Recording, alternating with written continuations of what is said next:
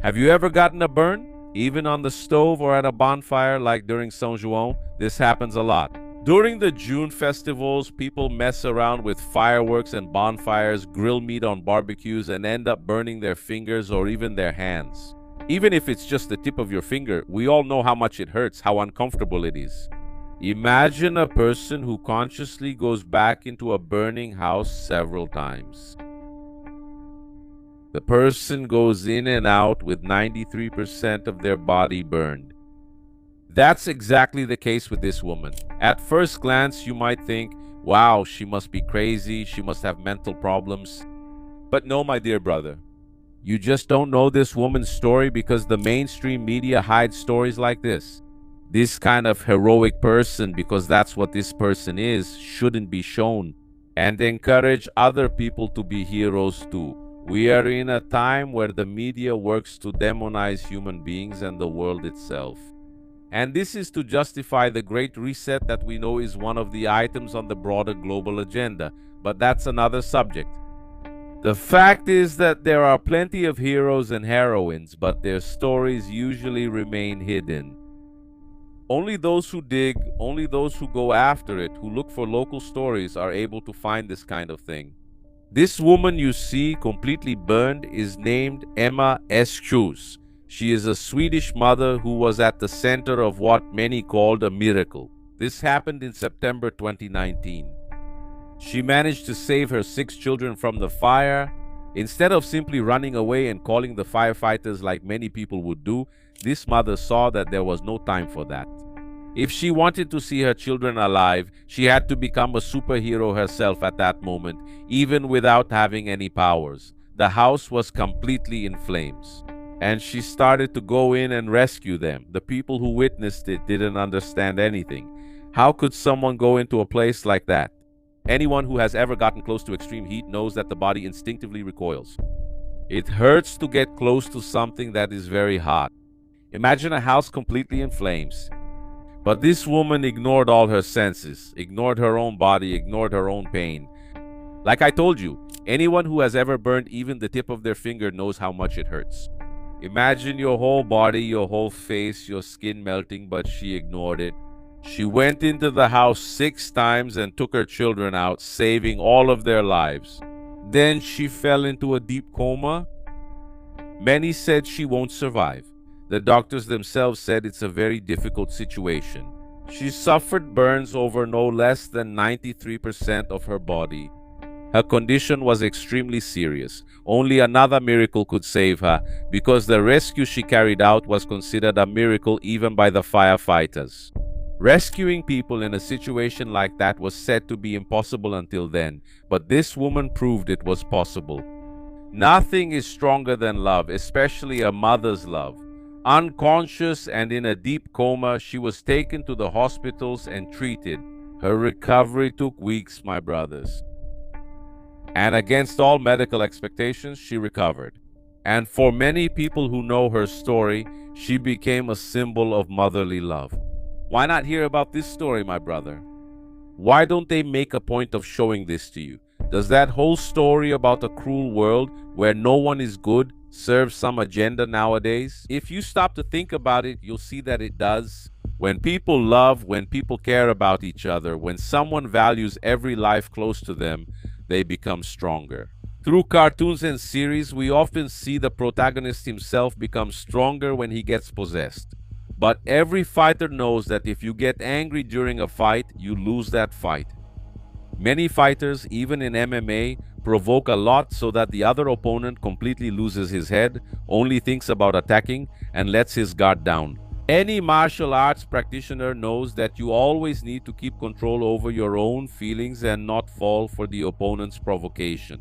In fact, when it happens, people today say so-and-so got into the other person's head. But even so, this is distorted in anime and TV shows. That's the truth of the world, showing that obtaining occult powers, evil forces, makes you stronger. But here's an example that shows it's not true. You've never seen a worshiper of evil entities have that kind of heroism and strength. And why doesn't fiction show you this reality? It all has to do with the agenda, my brother. Instead, what they show us are news stories like this one. Look, Study reinforces the safety of taking the flu medication and the sangamonga together. Taking the flu medication and the medication for that terrible problem we faced on the same day does not increase the risk of serious side effects. The conclusion comes from a study led by researchers at the University of Washington in the United States, published this week in an international scientific journal. The research analyzed data from about 2.5 million medicated people and compared those who received only the flu medication with those who received both medications at the same time. The results showed that simultaneous administration does not increase the risk of severe, moderate, or mild reactions. The strategy is already being used in healthcare facilities and helps people stay up to date on their medication, especially among the elderly, pregnant women, young children, and people with chronic diseases. Meanwhile, the Ministry of Health and Fiocruz warn about the spread of respiratory illnesses and the continued high levels of severe cases in several states. The media makes a point of publicizing this, and the reason is very simple, my brother. We are not in the United States. Currently, our current leader, our powerful boss here in our country, has been gritting his teeth at Mr. Donald Trump and everything that comes from the United States. But since this study, conducted in Washington in the United States, happens to support a decision they've been making here for a while now, the study is now useful. If it contradicted them, it wouldn't be useful. But since it is, the media plays along, precisely to legitimize any right or wrong action these guys might take, because in reality, they've always been their spokesperson. As for this here, we can't question anything. We can only remember that in less than a month, more precisely on June 8th, 2026, we were discussing right here on this channel the decision by the Ministry of Health to suspend the dengue medication from Butantan after it was registered and 2 suspicious deaths occurred. I've already shared this case with you, and I won't keep commenting on it.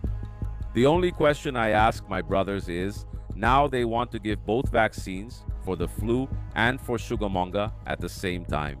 And I'm not questioning, just asking, if something goes wrong, if someone ends up having problems, who will be held responsible?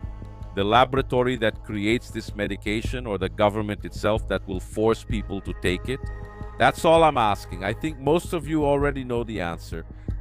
I believe that topics like this, my brothers, should take over social media because they are truly important. But unfortunately, we live in a world where people only think about themselves. No one really wants to leave their comfort zone and have, for example, the reach of their channel, page, profile, and so on diminished, harmed, often even canceled. But my question is, do these people think they'll live forever? Do these people think, my brothers, that one day they won't have to answer to the Father? I think that for those of us who work with the public, if we shy away from topics like this, it's better to simply not be on the air. That's why I make a point of bringing this to you, even knowing that the price is very high for sharing this kind of information.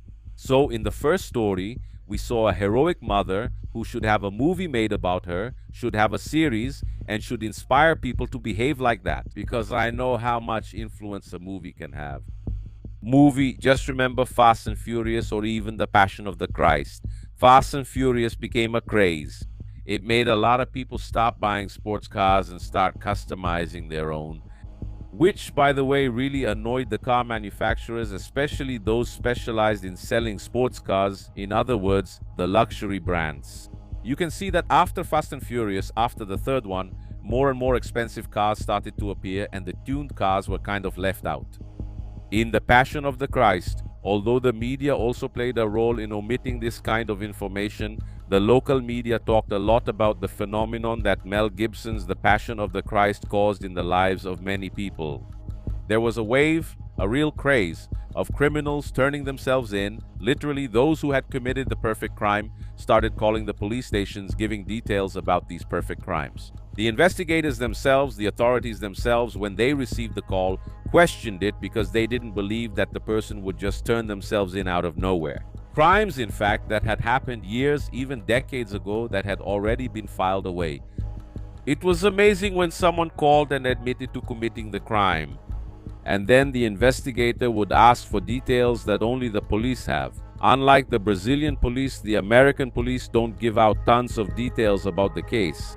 They even give out false clues, false details, and keep the real details of the crime a secret, exactly so that this can help them catch the individual later on. So they would ask these questions like, what kind of knife did you use? Then the guy would say, no, I didn't use a knife, I used a dagger. But it was reported in the media that he used a knife. But in fact, it was actually a dagger that they had in their possession. So when they questioned them and the guys gave interviews, these kinds of details, they knew that the person was indeed who they claimed to be, the murderer, the criminal. When they arrested this person, they asked why he turned himself in since he had already gotten away with it. And the person would look and say, and this gives chills to all of us Christians because I saw how much Jesus loves me. I watched the Passion of the Christ. I saw all the suffering he went through for me, and now I want to pay for my crime. This kind of reaction, my brothers, is unique. And the only things that can truly be done in people are the things done by the Creator himself, his works, even if he does them through people. Because these children of the devil hide this kind of information from each of us. But what interests them, one way or another, only God knows. We do know, but unfortunately, we are living in a time of censorship. The other story is spread everywhere to legitimize what's going on. The other one, which comes from the Creator, is hidden and omitted so that you don't feel proud of yourself, so you think everyone is a dog, and because of that deserves the worst. Here we separate wheat from chaff. If you like this video, please share it and show it to more people. It's really not easy to make this kind of content. But with our unity, we'll be here for as long as possible. God bless you, take care, and we're in this together.